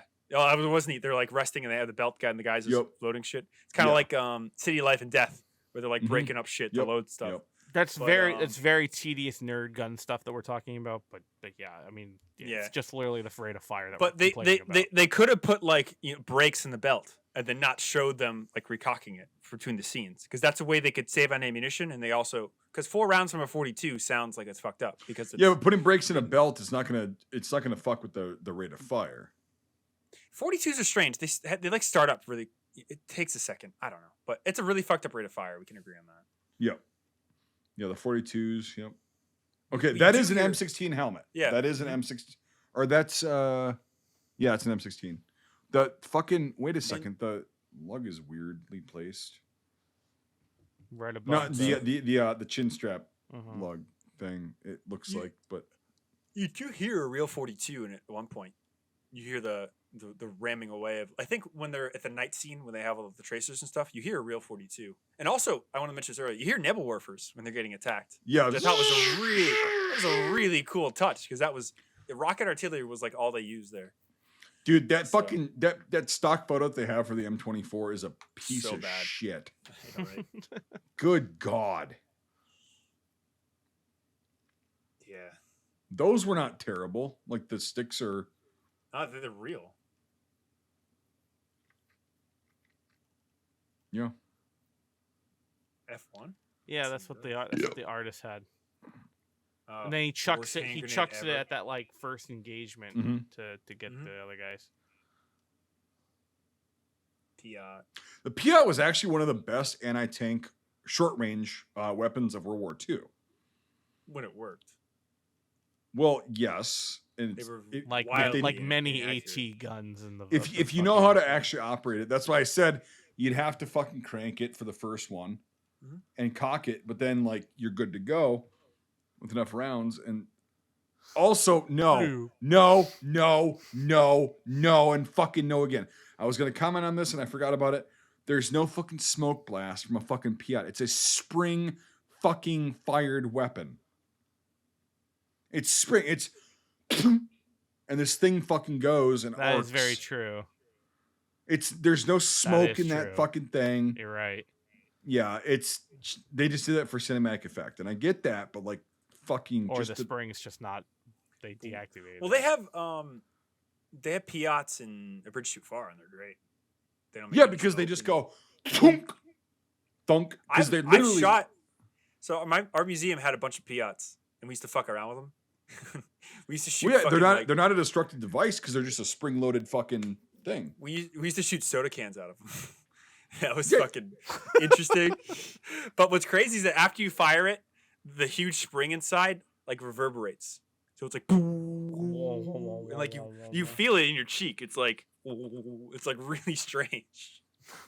There's like Yeah, nothing else like that. For the time though, that was a really good field expedient anti-tank weapon. It really was. And the fact that you If could you're close reload it- enough. yeah, the fact that you could reload it, and also the fact that if you're that close and no one knows you're there, and you're not Yes. giving away your position with a puff of smoke, that's also Exactly. Yeah. It's like just tunk. So And then yeah. everybody picked up a Panzerfaust. Like Right. that's the Which real is, universal. That's also yep. Yeah, I have no idea what the flamethrower is. Flamethrower, yeah, neither do I. Yeah. There's The your Sonderkraft Flight Goliath. That's the early 303. Goliath. Yep. The later ones look a lot different. They're more stamped. Yep. T-34A5. Yep. I'm Yep. not even gonna try. I'm not never gonna argue with you guys about armor. Never in my life. I'm not gonna That's a argue nice with Brian either. T-51. That is very nice. Yeah. Yeah. Because it was definitely like you just said, Brian. Like that's what was in Poland. Yeah, it's and- whatever and was they there. had it. Yeah, they had It's it. like Heap of weapons is. there's a great movie called Decision at Dawn from 46 or 47. it. And they shot it in Europe. They literally just drove around Europe and they found burnt out German tanks and they threw 5 gallons on them and lit them on fire for background scenes. And it's just so fucking cool. Like, hey, fucking 2 miles down the road, Tony found a fucking half track in the woods, so we fucking lit it on fire. You know, look great. Fuck, it's just like what's lying around. That's what real filmmaking is. You use what you have and what's around you. So Yep. Yeah, no, it's all good. Can we find a half track in the woods and use it for our productions, please? Because I'll Not own it. Connecticut. I'll keep it. Fucking Yeah, not here. Definitely not You, here. you find there's a few wrecks I know in the country. Like I know there's like a Cromwell tank. in Fort Maryland Meade down had the a ravine. Fort Meade had a bunch of them in their firing range for years. They had a whole bunch of Shermans there, and then they demoed all those recently, and they're all gone. I have no idea. My buddy, when he went through Benning, he shot a training round into a Panzer IV, and he's like, "Yeah," and I'm like, "Why?" When the fuck did he do that? It's 2013, 2014. We went through basic. Through a Panzer IV? Yeah, it was. He said on one of the ranges there was a Panzer IV still. No, there's not. I know the range. I've been on that range. It's the AT4 range. It's a 113. Hey, this is a reenactor too. So anyway, Yeah, it wasn't a fucking Panzer IV. It was a fucking 113. But anyway, I think it's time for final thoughts. Yep. So Nate, because you're Polish, you start. Oh, that doesn't. Really I'm Polish too, motherfucker. Oh, well, the Poles can fight it out. As I Look, watch. motherfucker, you can't grow a beard. I'm more Polish than you. Okay. All right. Well, there's South Poland and North Poland, Nathan. Where do you come from? Northeast area. I know that. That's all I know. Oh, so Uh, East Prussia? Yeah, well, a lot of the towns on records have all been destroyed, so I don't know. Oh, that's weird. Yeah, weird, right? Yeah. Stalin. Anyway, No way. it's a weird allergy. Sorry. No. Why anyway. is it in Cyrillic? Yeah. No, opening my statement or referring back to my opening statement. Yeah, it's 1950s. Yeah, it's Eastern Bloc. Yeah, it's Soviet filtered propaganda filmmaking. But everything we've talked about already multiple times, it's like, I am shocked that this has come through. This actually even came through.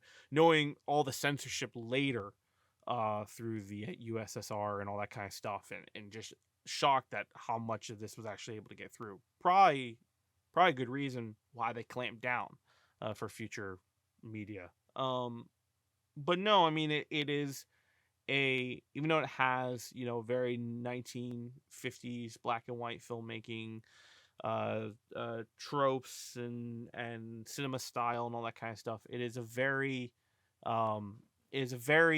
well made, very detail driven recollection of someone's experience, and I can see that, and I think that is warranted to give it a shot. And I really liked it in some aspects, and then there's some things where I just fucking hated the dialogue and all that kind of stuff, but again, that is of the era.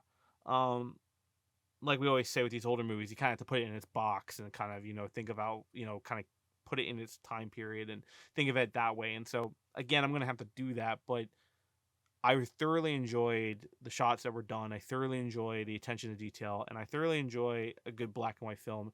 And this is a good black and white film in a foreign language. It is good. Trust me, I've seen the bad ones. So no, I mean, all in all, I mean, knowing enough of the history, but not the deep dive that Brian knows, knowing some of the stuff that Brian's talked about, and obviously what Mike's talked about, it's like it is grown on me, and it did grow on me when I ended it, especially that last scene. But I think I'm gonna give it a. I'm gonna give it a. Let's give it a 7.5 out of 10. Scream Mel Gibson's. I think that's going to be a good solid hit. I want to give it an 8, but there's just that middle section just lagged for me. And I understand the reasoning. I understand the point of it. It just lagged. So I'm going to give it, a 7.5 tonight. Decent. So with the whole thing about the 50s, it being 50s cinema, I get that too. Behind the Iron Curtain, I guess. It was when it started out, I was like, yeah, it's really good. It lost me a little bit in the middle towards the end, which is all the sewer scenes where it's like, okay, I get it, and I know it's called Kanal, right? Because they're in the sewer canals, right? I get that, but I'm like, you couldn't have made this a little bit more captivating than what it is. Like, you've got the story of like these people trying to escape and get back to where they belong, I guess. And it just took for fucking ever. And it's like, I don't necessarily want like a whole war, like, all the action and shit going on. But it's like, it just got really fucking drawn out in the sewers in those scenes. And I think they could have, I don't know, because the length of the film was not the problem. It was just like the length of that entire setting was drawn out so much. And I think you could have still gotten the same point across without having to take a fucking almost an hour to show these people going through sewers. I did like the details because, okay, when you're going through sewers like that, yeah, there's not going to be a lot of oxygen. People are going to be getting delirious because the fumes you're going to be smelling and inhaling are just disgusting. Stop fucking putting your hands in your mouth. Stop fucking drinking water. No, don't do any of that shit. Ugh! literally, don't do that shit. Really, and it's like, I don't care if it's like I got a milkshake for you, Mike. I drink your milkshake. I drink it up. That land's already been had. Anyway, It's bone dry, Eli. It's gone. You're just the afterbirth.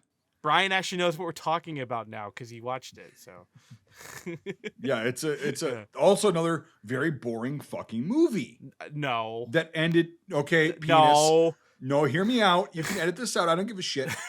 That movie was so fucking dry and boring. It took so long to get to the fucking point, but when it did, it was beautiful.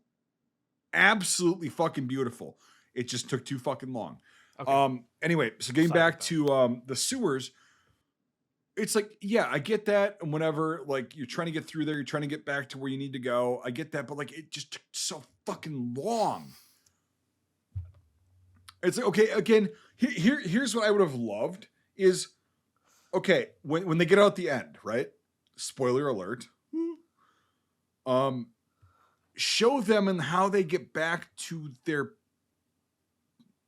What are we fucking Don't look at it. Don't look at it. Don't look at Oh, it. I've seen this before. Okay. No, that's a real dude, and he actually does that. I know you were gagging at the thought of foam and water, so I was like, Yeah, if you don't want to see absolutely that, fucking disgusting. I almost threw up when I almost threw up the first time I fucking saw that piece of shit. Like, okay. I'm sorry, there's no cure for you. Firing squad, done. It's over. It's quick. It's painless. Whatever. Sewers movie. No, hold on. Oh yeah, okay. So I'm gonna have to flash that across the screen. yeah, fucking okay. So I would have liked a little more if they could have gone out and shown a little bit more at the end of how they're getting back to their people and whatnot. But I did like the ending because it was like, well, you don't have that. Okay. But overall, like the whole sewer scenes, and I get that that's what the movie is called and everything like that. Like I've said a million times, it just was so fucking slow. And it's supposed to be like a psychological kind of, it's a mind fuck. You know, I get that. And it's physical, it's physiological.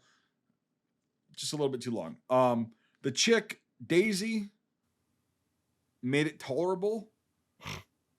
Again, I don't say this a lot like about films and shit, but like that's definitely good stuff. She's probably dead now, Mike. Oh, of course. She's older than We used to collect Playboys from the 60s, and our museum director would be like, well, just Google what they look like now. It's dead. Like, no, not always. Sometimes no, worse but they're than death. not good. No, sometimes it's worse than death. But yeah. I might actually Google that chick because that is Like, definitely like my fucking type. Yeah, she's very wrinkly.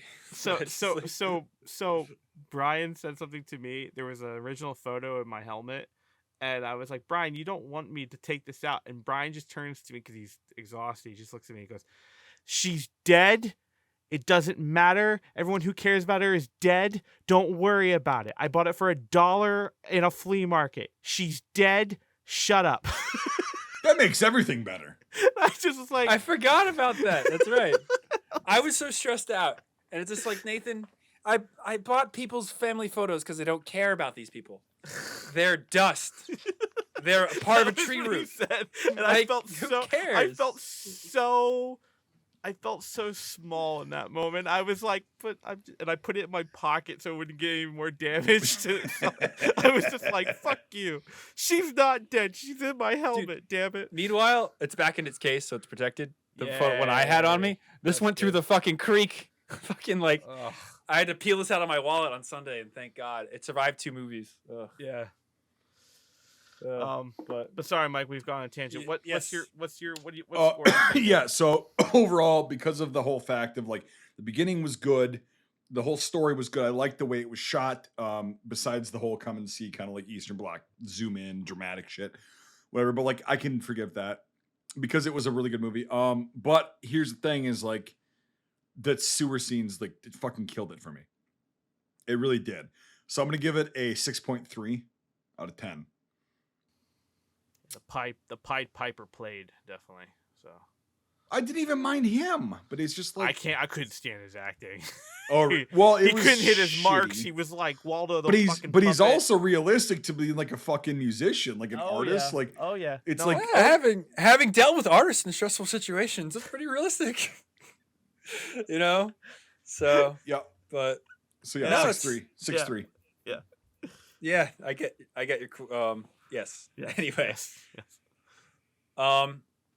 Yeah, so it's a very interesting movie. It's more 10 of out of 10. It's more of a film about like the Polish condition than it is really about the Warsaw Uprising. But in a way, the Warsaw Uprising is a microcosm of what the Polish condition is. Doing something even though you know you might not win or see it through, but that it doesn't matter. The end goal is not what you're aiming towards. The action is what you're doing. you know, by to get Wisconsin. by you know doing the thing, you're fulfilling whatever. What I'm trying to say is that it doesn't matter what the outcome is. We're mad. We've been occupied for 5 years, and we're going to revolt. And that destroys the city, and I die in the process. Then so be it. And that's what this film really showed. It showed not the beginning of this uprising in August. It showed the end of it when it was snuffed out in the sewers underneath the city. And it took this event, and it took the worst part of this event, and it immortalized it into something that, holy fuck, like this happened, and it was horrible, and it really didn't lead to anything, but it happened, and these people did it anyway. And yeah, it's just this film in a lot of ways is the Polish condition. And for when it was made, it's very important because you got to remember Stalin died in 1954. The secret speech was 1956. So this was the beginning. It was still communism, but it was still the beginning of, the breakup. Khrushchev was trying to get away from the Stalinist era. And this was the first real movie, especially from a satellite country. Because Khrushchev might have been lenient with some things, but don't forget, fucking the same year they put down the Hungarian Revolution, 1957, and 10 years from now, 11 years from now, Prague, Czechoslovakia, yep. Yeah, so it's kind of funny that this film comes out the same year that the Soviets do the same thing to Budapest in a way, but it's a very interesting movie for its time. It's very well made. It's very well shot. Yes, it's from the 1950s. Yes, it's a long format. Yes, it's not like today, but it's really worth watching for what it is. It's very important, and you'll go down a rabbit hole with it because this director did a bunch of other World War II era films. He did after this, he made Blood and Diamonds or Ash and Diamonds, which is like this but to the extreme, and that actually starts on VE Day, 1945. That's a really crazy movie, but no, it's really worth a watch, and it's just a really an amazing film. Doesn't mean it doesn't have its faults or flaws. Everything has its faults and flaws, but I would give this a 9 out of 10 because it's just a very if you look at it through the lens of 1957, holy fuck, like The Young Lions is what you have to compete with in the West, which is this Marlon Brando huge film that like really doesn't do a lot, but it's a very interesting movie for its time. They did cuss too, like they did hard cussing, like don't do that, motherfucker. They did say motherfucker. Yeah, I was. Yeah, that was interesting for 57. That's very, you don't really see that a lot. So it was part of the new wave of films that was coming out of Europe. It was like the new there was a certain term for it, I forget, but like this new edge of films. In America, in the West, it was kind of like very rigid, and in the East, it was just very fluid. They took the camera off the tripod, and that was the kind of stuff that Kubrick was trying to get involved with. And funny enough, 57 is the same year that Paths of Glory comes out, and they're very similar films. Now I think about it, I mean, this one's a lot darker and realistic. Stop hitting your hand against the mic. I swear to God, if you've done it 3 times on your final speech, it's so much editing I have to do. Stop waving your hands around like a lunatic. I'm gonna get a pick, and I'm gonna fucking I do have some Italian in me, Nathan. So that's what Bobbity boo, yeah. But long from New England, short, it's very hard, I get it. No, long story short, it's just a very interesting film for its time, and it's totally worth a watch. So that being said, putting the slap score... it again. Slap it again. See what fucking happens. I love you. If you're a sound engineer, you're the only one who whacks his mic like a fucking disco dancer. It's like it's insane. Oh yeah, I'll keep it in. Drum roll, please. Jesus. We get a score of 7.6. So Nathan will not be making it out of the sewers. That worked really well, actually. I can't hear shit. I know. No, it worked. Yeah. It worked well. So I'll try to like deafen it so no one dies. 7.6 is not a bad score. Like again, I'd say the same thing that you said, Brian. Like it's well worth the watch. Yeah. Oh yeah. It's funny. I've only seen this movie twice, and I really feel like I get it. you know. I don't even really remember the first time I watched it, like over a decade ago. But it's a film that's worth watching, Mhm. and it's a really cool subject, and just for the guns alone, it's worth watching Yeah. because it's like just fucking cool. I will say, you know, just you know, since I gave it kind of like a middle to high range, it's like I would recommend this 100%. It's a recommended Soviet era black and white film. There's not many on the list that I've watched that makes that list with Soviet era black and white. There's some fucking weird Soviet films in black and white out there. There are World War II and war shitty. shitty, fucking weird. I just don't get, not for my Western brain. But, you know, this one works. It does. It's got its flaws, everything I said, but it works. I highly recommend it. Is the lower high range score that I gave is just because of what I said. It's like Right. the fucking sewer scenes, it just dragged out too fucking long. And that's my own personal preference. I think people definitely will enjoy this film. It's free on YouTube. I'll try to include the link. It's well worth your time, I feel like, to watch. Yeah, it's like a 90-minute ish, 90-ish. It's like an hour and 33. It's like an hour and a half, right, Brian? Yeah. Yep. Okay. Something like that. So it's like 90, 100 minutes. Right. Not that bad, but it's like, yeah. Anyway, I mean, it should just be a law that if it's a Soviet bloc film, Brian's going to give it over an 8. I mean, that's the rule. So I mean, it's fine. Well, there's only 2 more Soviet films that I like. A Fate of a Man, which is I'll probably give that a 10 because it's amazing. Is that Dolly like one this in that a you way. showed me where it's like the pine trees and it's the free moving camera? It's like the woman and the soldier or whatever moving through the trees. That's or whatever. Ivan's Child. That's Okay. actually a pretty good one too. The doves are flying. It's a pretty good one too. That's the cool one where like they're going through a bombed house and the camera shows up with a fireman and a fireman's like climbing a ladder and it follows Yeah. him up and then a woman's running up a staircase and then follows her. It's like really cool filmmaking. But yeah, we'll get to those eventually. But there's a lot of shitty ones too. What's There's that a lot Barry? of What's shitty that ones. Barry Pepper Russian black and white sniper film? Blackbird or something to that extent. Have you heard of that? I've watched. Oh, the one it. that came out recently? like That's in the last 7 years. Yeah, that's the really fucked up one. Yeah, Right here. yeah. Like That's somebody dies in feces and Yeah, stuff. I've Yeah. watched it. It's I have not fucking seen that. weird. I have not seen It's that. really weird. I was going to, but I don't know. I'm not saying I You're was doing afraid, Brian but- shit about Soviet shit. And you're watching this shit. Dude, 2020 was boring. All right. Fucking, I watched a lot of things. All right. I wish we did this during 2020 because then we fucking would have gotten at least our time filled. I did great in 2020. Like it's sick, but like yeah. I didn't say I, didn't even hated know you in it. I 2020. just said I watched a lot of movies, and that was one of the ones that came up. And I remember Barry Pepper being in a Soviet film. I was like, what the fuck? And Russian. I think They haven't been Soviet since 1989. okay. He's playing a Soviet soldier. You pedantic fuck. All right. Thank you for you expressed my title. Thank you. Okay. Pedantic fuck. Yes. And on that bombshell. Just a Varibu, all right. You know. Oh, say it right? dude.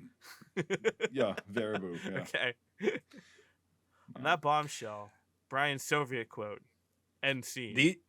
These are the tragic heroes. Watch them closely in the remaining hours of their lives. Yeah, that was Covered in shit. We'll catch you next week. Thanks for joining us. If you enjoyed this episode, make sure to leave a rating. Otherwise, Mel Gibson won't stop screaming. If you like this content, make sure to check out our Facebook, YouTube, and Instagram pages. If you want to directly support our work, make sure to check out our Patreon. All these links are in the description below. Until the next time, Scuttlebutt out. dude. Yeah, I mean that doesn't bother me as much. I literally wrote hot lunch on my notes. I don't like. Yeah, okay, cute. That's fantastic. I don't like shit that's been sitting there like fucking rotting. Coagulated. You like- coagulated. So you like fresh shit. Fresh. Like 2 girls, 1 cup. Oh, That's vomit Brian. too. That's the part that got come me. on, bro. The part that got me wasn't the Oh. shit because I was like, that's fake. Okay, that's fine. trauma I have repressed for like 15 years. But it's now, it's. dude. I literally It's like I like threw soft up. serve. No. When the puke came out, I was like, you can't fake that. That's real. Oh my god, that's disgusting. Fuck this. I can't do that. Yeah, I know. I'm tearing up right No, now. no, it just brought back just fucking. I'd rather watch beheading videos. Dude, the first time I watched that was in a fucking tent at fucking Fort Bliss. Yeah, Fort Bliss. I'd Funny, rather right? watch Ass Jar than fucking watch that shit. Oh, well, one guy, one jar. That I didn't that's say not- I wanted to. I said I'd rather. That's Well, not- haven't you seen One Guy, One Horse? He died. Mr. Hands. He Mr. actually Hands does die. who? It's a funny thing. Oh yeah, 100%. He got turned into a flesh condom, dude. Are you kidding me? He got Flesh impaled. condom. Be Me Pain Olympic. Oh shit! I'm gonna stop recording. Yes. I'll stop recording, I guess too.